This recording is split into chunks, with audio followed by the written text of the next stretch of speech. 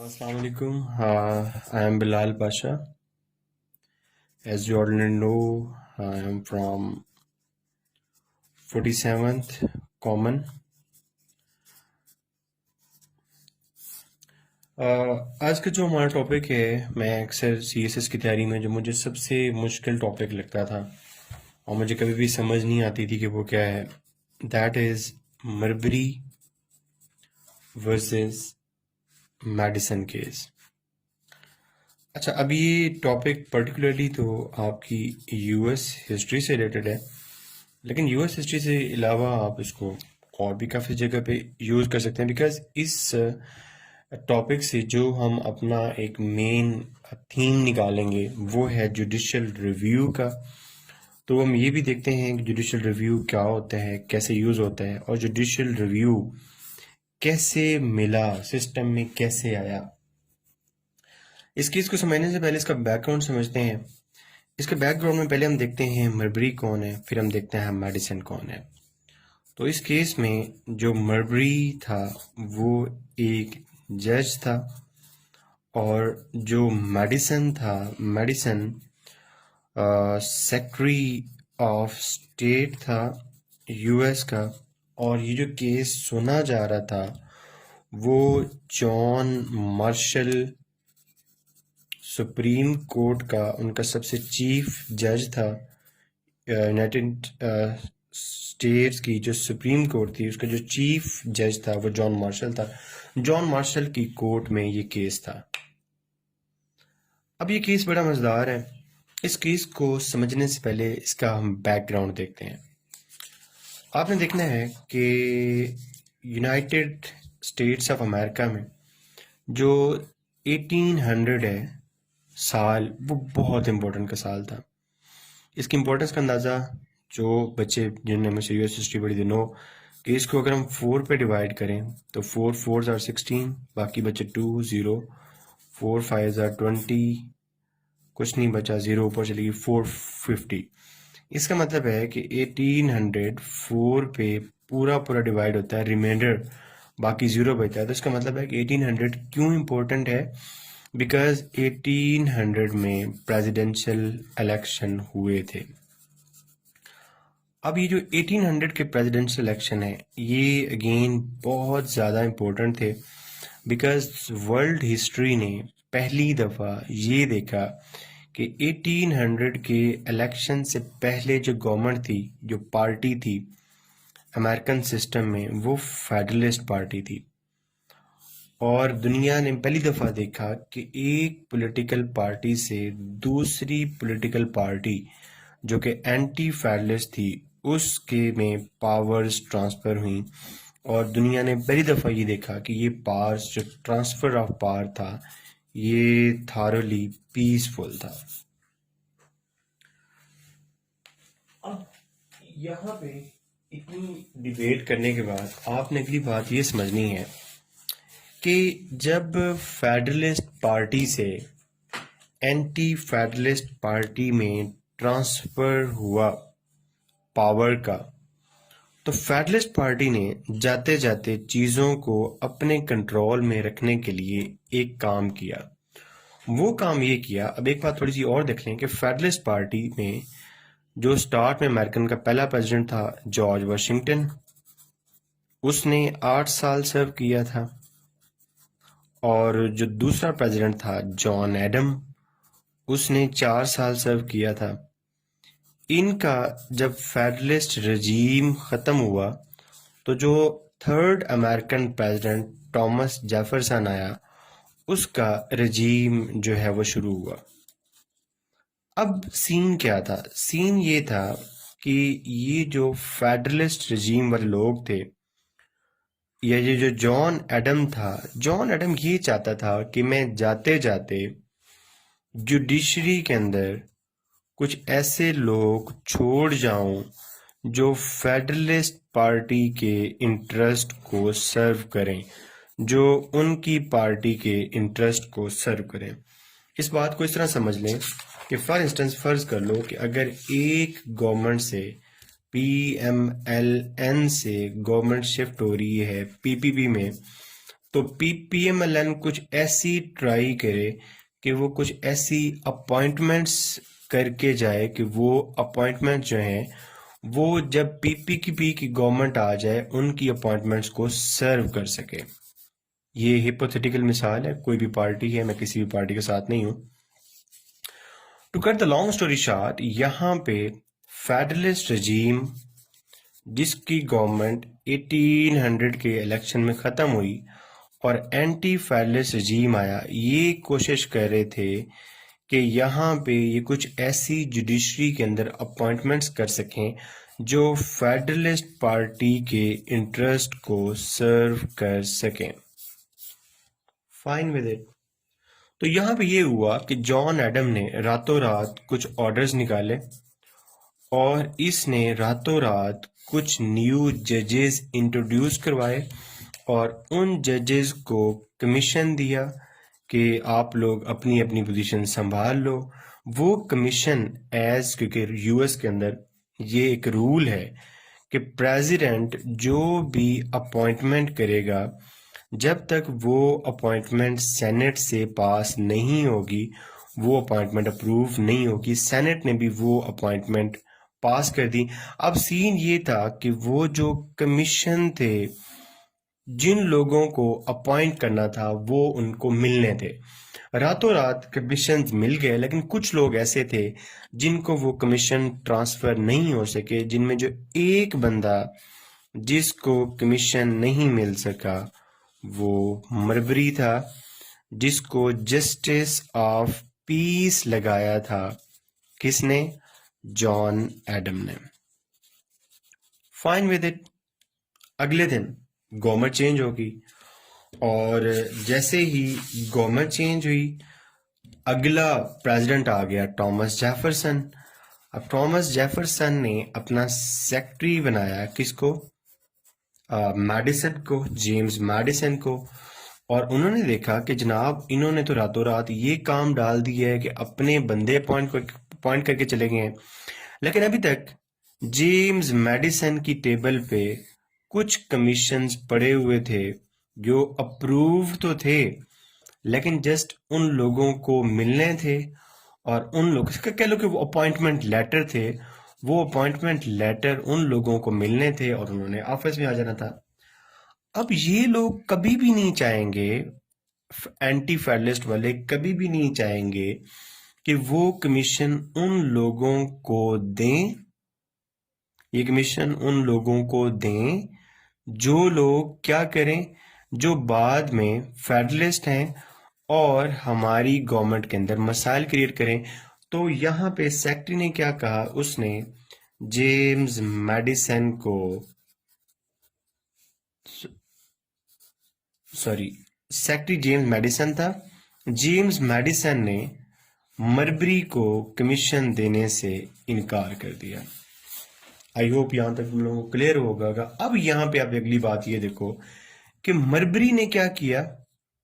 मरबरी ने केस कर दिया अगेंस्ट जेम्स मैडिसन जो कि सेक्रेटरी ऑफ स्टेट था। इसलिए इस केस को कहते हैं मरबरी वर्सेस मैडिसन केस। अब इस केस में था क्या? अगली बात बड़ी इंपॉर्टेंट है। इस केस में ये था कि मैडिसन ने ये प्ली ली सुप्रीम कोर्ट को, जॉन मार्शल को, ये कहा कि तुम मरबरी को, ये उल्ट हो गया अगेन। मरबरी ने जॉन मार्शल से ये कहा कि तुम मैडिसन को कहो कि वो जो कमीशन मेरे हक में मुझे ऑलमोस्ट मिल गया था वो कमीशन मुझे दो, ताकि मैं अपनी जॉब को कंटिन्यू कर सकूं, ताकि मुझे मेरी जॉब जो है ना वो मिल सके और मैं ऑफिस को संभाल सकूं। अब यहाँ पे अगली बात इससे भी इंटरेस्टिंग है, वो आपने समझनी है। अगला सीन ये था कि जॉन मार्शल जो था, जो कि जज था, जॉन मार्शल के उस टाइम जो प्रेसिडेंट बना था थॉमस जेफरसन, उसके साथ शदीद किस्म के इख्तलाफात थे। बिकॉज मार्शल जो है वो फेडरलिस्ट था और थॉमस जेफरसन एंटी फेडरलिस्ट था। अब ये जो टाइम पीरियड है ये जॉन मार्शल की कोर्ट के लिए बहुत टफ टाइम पीरियड था। बिकॉज अब सीन समझो ना, सीन ये है कि अपॉइंटमेंट मरबरी की कौन करके गया? अपॉइंटमेंट मरबरी की करके गया जॉन एडम। अब जॉन एडम फेडरलिस्ट रजीम से था और उनका रजीम तो ख़त्म हो गया और उन्होंने ये अपॉइंटमेंट्स रातों रात की थी कि ताकि इनके रजीम के बाद इनकी से इन रहे। जॉन एडम तो हो गया रिटायर मतलब सॉरी, इसका टेन्योर ख़त्म हो गया। उसकी जगह पे आ गया थॉमस जेफरसन। अब थॉमस जेफरसन ऐसी कोई पोस्टिंग क्यों करेगा जो बाद में उसको लगेगा कि मेरे एंटी फेडरलिस्ट जो ओरिएंटेशन के अगेंस्ट हो, इसलिए वो कभी भी नहीं करेगा मरबरी की पोस्टिंग। मरबरी जो कि फेडरलिस्ट था, इसलिए मरबरी ने केस कर दिया कहाँ पे? मार्शल की कोर्ट में। किसके अगेंस्ट? मेडिसन के अगेंस्ट, कि मुझे वो जो मेरे पोस्टिंग ऑर्डर्स डिले पड़े हुए हैं वो मिलने चाहिए। और उसने प्ली ये ली कि मार्शल जो है वो क्या करे, वो एक रिट ऑफ मैंडेमस डायरेक्ट करे। अब रिट ऑफ मैंडेमस को पहले समझो। रिट ऑफ मैंडेमस कुछ भी नहीं है, सिंपली समझ लो कि रिट ऑफ मैंडेमस निकली है मैंडेटरी से। मैंडेमस मैंडेटरी से कि जो हमारी जुडिशरी है, अगर जुडिशरी को कोई चीज ऐसी लगे कि एग्जेक्टिव को वो कह सके कि ये काम तुम लाजमी करो और वो ऑर्डर्स दे जुडिशरी जब एग्जेक्टिव को कि ये काम जरूरी है, तुमने लाजमी करना है, उसको कहते हैं रिट ऑफ मैंडेमस। तो अब इसको समझो। असल में जो मरबरी है, मरबरी क्या कह रहा है? मरबरी सुप्रीम कोर्ट में जॉन मार्शल को ये कह रहा है कि तुम क्या करो, तुम एक रिट ऑफ मैंडेमस जारी करो। किसके अगेंस्ट? वर्सेस मेडिसन के अगेंस्ट। ओके, और मेडिसन को क्या कहो? मेडिसन को ये कहो कि वो जो तुम्हारे पास पड़े हुए हैं मेरे ऑर्डर्स, मेरा कमीशन, वो मुझे दो। असल में बात पता सारी क्या है? इशू है सारा नौकरी का। ठीक है ना, तुम लोगों ने परेशान नहीं होना कि तुम लोगों की अभी नौकरियां नहीं हो रही। देखो नौकरी के इश्यूज कब से किस जमाने से चल रहे हैं। अच्छा, मैंने तुम्हें यहां तक बताया और पीछे मैंने तुम्हें ये भी बता दिया कि जॉन मार्शल के लिए ये बहुत टेक्निकल टाइम था, क्योंकि जॉन मार्शल की यहाँ पे उस टाइम का जो प्रेसिडेंट था थॉमस जेफरसन, उससे बिल्कुल भी नहीं बनती थी। अब जॉन मार्शल क्या करे, तुम खुद सोचो। जॉन मार्शल यहाँ पे क्या करे? जॉन मार्शल के पास दो ऑप्शन है। जॉन मार्शल एक तो ये करे कि कहे कि हाँ भाई ये काम तुम करो रिट ऑफ मैंडेमस के जरिए, सेक्रेटरी को कहे कि इसको कमीशन दो। लेकिन उसको इस बात का पता था कि अगर मैंने ऐसा कोई ऑर्डर पास किया तो प्रेसिडेंट मेरा ये ऑर्डर नहीं मानेगा और सुप्रीम कोर्ट एग्जेक्टिव के सामने खड़ी हो जाएगी और मसले मसाइल क्रिएट होंगे। दूसरा, उसको ये लगता था कि अगर मैं ये कह दूं कि नहीं, मरबरी को पोस्ट मिलनी नहीं चाहिए, कमीशन मिलना नहीं चाहिए, तो फिर क्या होगा? फिर जो मेरी कोर्ट है वो वीक होती है, फिर कोर्ट की पावर खत्म होती है। मार्शल बहुत चालाक था, मार्शल बहुत सियाना था। मार्शल वो जज था, वो चीफ जज था जिसने अमेरिकन हिस्ट्री में सबसे ज्यादा लंबे पीरियड के लिए चीफ जज सर्व किया। The most lengthy time period इसका था। अच्छा, अब यहाँ पे सीन ये हुआ, बजाय इसने अब ये चेक करना, ये अब इसका डिसीजन चेक करना कितना मजेदार है, बजाय इसके कि यहाँ पे ये कोई प्रॉपर इधर जाता या इधर जाता, इसने ऐसा फैसला किया कि वो सांप भी मर जाए और लाठी भी बच जाए। इसने 3 क्वेश्चन उठाए। पहला क्वेश्चन इसने ये किया कि क्या मरबरी का ये राइट है या नहीं है, इसको कमीशन मिलना चाहिए या नहीं मिलना चाहिए। दूसरा इसने क्वेश्चन ये उठाया कि क्या अगर ये है, अगर ये इसका राइट है, तो आपको पता है कि हर राइट के अगेंस्ट कोर्ट में, हर राइट के अगेंस्ट एक रेमेडी होती है। उसने कहा कि ओके, अगर फिर ये राइट है तो इसके अगेंस्ट रेमेडी क्या है, और अगर कोई रेमेडी है तो क्या जो यूनाइटेड स्टेट्स ऑफ अमेरिका की सुप्रीम कोर्ट है, क्या उस सुप्रीम कोर्ट के पास ये ज्यूरिसडिक्शन है कि वो ऑर्डर्स कर सके इस पर्टिकुलर केस में मेडिसिन को कि तुम जो है वो तुम जो है ये इशू करो ये मरबरी के कोर्ट ऑर्डर्स। अब यहाँ पे 3 फैसले होने थे। अब देखना कि मार्शल अपनी स्किन कैसे सेव करता है। मार्शल ने पहला काम तो ये किया, कहा कि यस, मरबरी का ये राइट है। इसका मतलब है कि उसने यहाँ पे प्रेसिडेंट को ये बताया कि तुम्हारे ऊपर भी रिट ऑफ मैंडेमस लग सकती है, you are not above the writ of mandamus. अगर मरबरी का राइट है तो उसका मतलब है कि मैं मैंडेमस इशू कर सकता हूं। दूसरा उसने कहा कि क्या इसकी कोई रेमेडी भी है, उसने कहा यस, इसकी रेमेडी भी है। लेकिन दोनों फैसले जिसमें उसने प्रेसिडेंट को टफ टाइम दिया।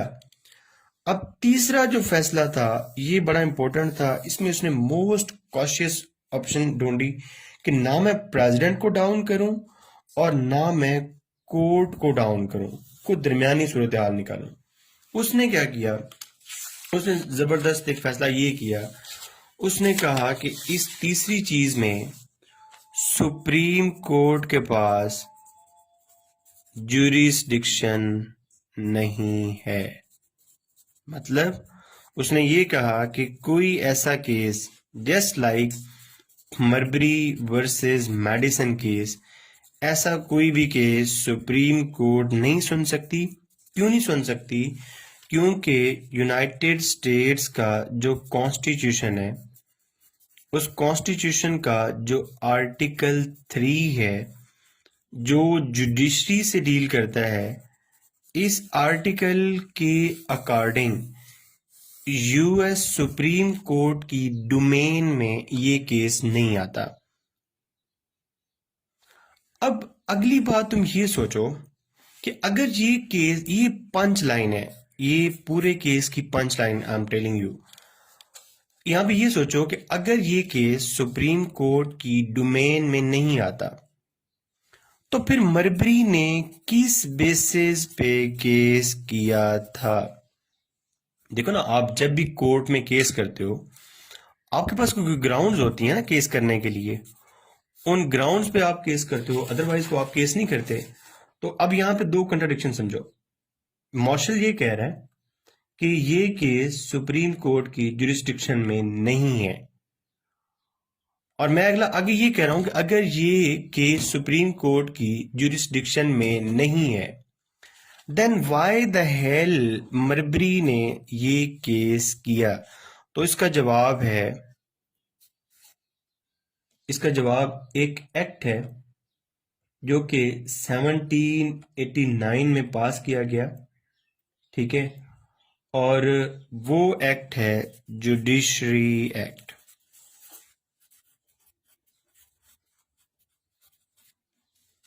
ये एक्ट 1789 में पास किया गया था। और एक्ट कौन पास करता है? एक्ट पास करता है आपका कांग्रेस। अब कांग्रेस में यूएस का upper house, house of representative, sorry senate, और यूएस का lower house, house of representative, ये दोनों मिला के बनाते हैं कांग्रेस। अब जितनी भी लॉ मेकिंग होती है, लॉ मेकिंग करती है लेजिस्लेचर। अब लेजिस्लेचर ने ये जुडिशरी एक्ट ऑफ 1789 पास किया था और इस एक्ट ने सुप्रीम कोर्ट को ऐसी पावर्स दी थी जिन पावर्स के अंदर वो मरबरी वर्सेस मेडिसन जैसा केस सुन सकता था। आई रिपीट, मैं ये कह रहा हूं कि अगर उसने जॉन मार्शल ने ये कहा कि सुप्रीम कोर्ट ऐसा कोई भी केस नहीं सुन सकता बिकॉज ये सुप्रीम कोर्ट के आर्टिकल 3 के जुरिस्डिक्शन में नहीं आता, सुप्रीम कोर्ट की यहाँ जुरिस्डिक्शन नहीं है। अगला मैंने सवाल ये किया कि अगर ऐसा है तो फिर मरबरी के पास ग्राउंड्स क्या थी, तो उसका जवाब मैंने ये दिया कि मरबरी के पास ये ग्राउंड्स थी कि 1789 में कांग्रेस ने एक एक्ट पास किया था, एक लॉ पास किया था। उस लॉ ने सुप्रीम कोर्ट को कुछ ऐसी पावर्स दी थी जिनमें वो इस किस्म के केसेस को सुन सकता था जो कि मरबरी वर्सेस मैडिसन का था।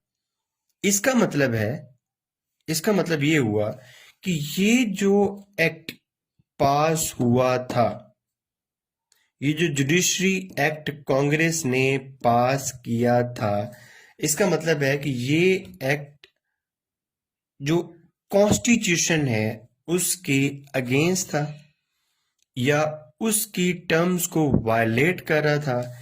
इसलिए यहाँ पे जो जज मार्शल था उसने क्या किया, जज मार्शल ने जिस ग्राउंड्स पे 1789 के एक्ट की ग्राउंड पे मरबरी केस कर रहा था, उसने कहा कि मैं इस एक्ट का जुडिशियल रिव्यू कर रहा हूं और जुडिशियल रिव्यू करके इसने इस एक्ट को कर दिया जुडिशली वीटो कि ये एक्ट कॉन्स्टिट्यूशन की टर्म्स को वायलेट कर रहा है, ये एक्ट कॉन्स्टिट्यूशन से आगे जा रहा है। इसका मतलब है उसने ये कहा कि अगर आपके पास एक स्टैचूट हो, एक एक्ट ऑफ पार्लियामेंट हो, मतलब एक लॉ पास हुआ हो और एक लॉ पास हुआ हो कांग्रेस से और एक आपके पास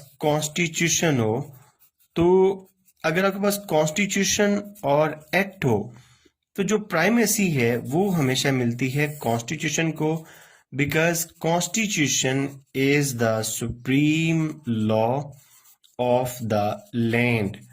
तो अब यहाँ पे इस सारी गेम के अकॉर्डिंग जो 1789 का एक्ट था वो कॉन्स्टिट्यूशन की ओरिजिनल जो मैंडेट है वो एक्ट कॉन्स्टिट्यूशन के ओरिजिनल मैंडेट को वायलेट कर रहा था। इसलिए यहाँ पे उन्होंने ये प्ली ली, मार्शल ने ये प्ली ली कि ये जो 1789 का एक्ट है वो क्या है, उसने उसको जुडिशली वीटो किया। अब यहाँ पे मुझे ये बताओ कि ये जो एक्ट ऑफ पार्लियामेंट था, अब इस एक्ट ऑफ पार्लियामेंट को किसने वीटो किया? इस एक्ट ऑफ पार्लियामेंट को वीटो किया आपकी जुडिशरी ने। और अब अगली बात जो सबसे इंपॉर्टेंट है वो ये है कि इस केस के डिसीजन के बाद कौन हार गया? इस केस के डिसीजन के बाद मरबरी केस हार गया। सुप्रीम कोर्ट ने कहा कि ये हमारा मैंडेट नहीं है, लेकिन इस केस के बाद जो एक चीज जीत गई हमेशा के लिए वो कोर्ट थी। कोर्ट फॉर एवर जीती क्योंकि कोर्ट के पास एक पावर आई जिस पावर को कहते हैं जुडिशियल रिव्यू, और उस पावर से आज भी कोर्ट क्या कर सकती है? यूएस के अंदर एक सिस्टम है separation of power. Separation of power का ये मतलब है कि आपकी एग्जेक्टिव जिसमें आपका प्रेसिडेंट आता है, आपकी लेजिस्लेचर जिसमें आपका अपर हाउस और लोअर हाउस आता है, और आपकी ये जो जुडिशरी है, ये तीन सेपरेट चीजें हैं। 3 सेपरेट ऑर्गन्स हैं, लेकिन साथ में एक इनके ऊपर एक और चीज है, वो है चेक एंड बैलेंस।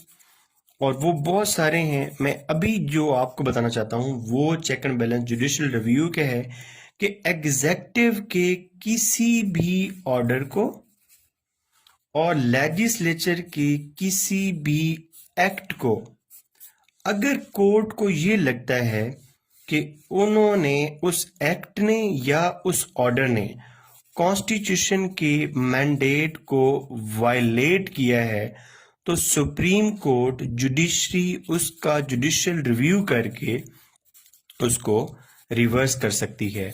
तो ये जो जुडिशियल रिव्यू का पावर है, ये कहाँ से आई सुप्रीम कोर्ट के पास? ये पावर मर्बरी वर्सेस मेडिसन केस में यूएस के पास है, जिसकी एक मिसाल ये है कि ट्रंप ने जब बैन लगाया था, ट्रैवल बैन लगाया था ट्रंप ने, तो ये उसका एग्जेक्टिव ऑर्डर था जिसको जुडिशरी ने वीटो किया था। उसके बाद जब आपका ट्रू मैन था प्रेसिडेंट कोल्ड वॉर में 1952 में, ट्रू मैन ने एक नेशनलाइजिंग स्टील मिल का इशू था, उसके अंदर इसके ऑर्डर को कोर्ट ने वायलेट किया था। आपकी सिविल वॉर के अंदर एक प्रोसेस में एक एक्ट आता है जो इसको कहते हैं मिजूरी एक्ट। वो मिजूरी एक्ट पास किया था कोर्ट ने, ये कांग्रेस ने। इस एक्ट को भी बाद में सुप्रीम कोर्ट ने इसका भी जुडिशियल रिव्यू करके इसका भी जुडिशियल वीटो कर दिया। So to cut the long story short, अगर मैं इसको एक पेज पे सम करना चाहूं तो मर्बरी वर्सेस मेडिसन केस में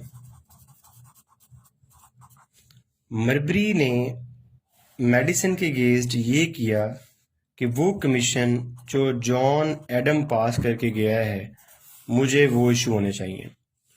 कोर्ट के पास ये क्वेश्चन आया, कोर्ट ने पहला सवाल ये उठाया कि क्या मर्बरी सही कह रहा है? उन्होंने कहा ठीक है। क्या मर्बरी के पास रेमेडी है? उन्होंने कहा जी मर्बरी को रेमेडी है। तीसरा सवाल ये था कि ओके, क्या ये केस सुप्रीम कोर्ट की जुरिस्डिक्शन में आता है? तो यहाँ पे मार्शल ने कहा कि नहीं, सुप्रीम कोर्ट जुरिस्डिक्शन में तो नहीं आता। उसने कहा ठीक है, अगर सुप्रीम कोर्ट की जुरिस्डिक्शन में नहीं आता तो मर्बरी के पास ये ग्राउंड्स कहाँ से आए कि उसने ये केस किया? तो मर्बरी के पास जवाब था जुडिशरी एक्ट ऑफ 1789।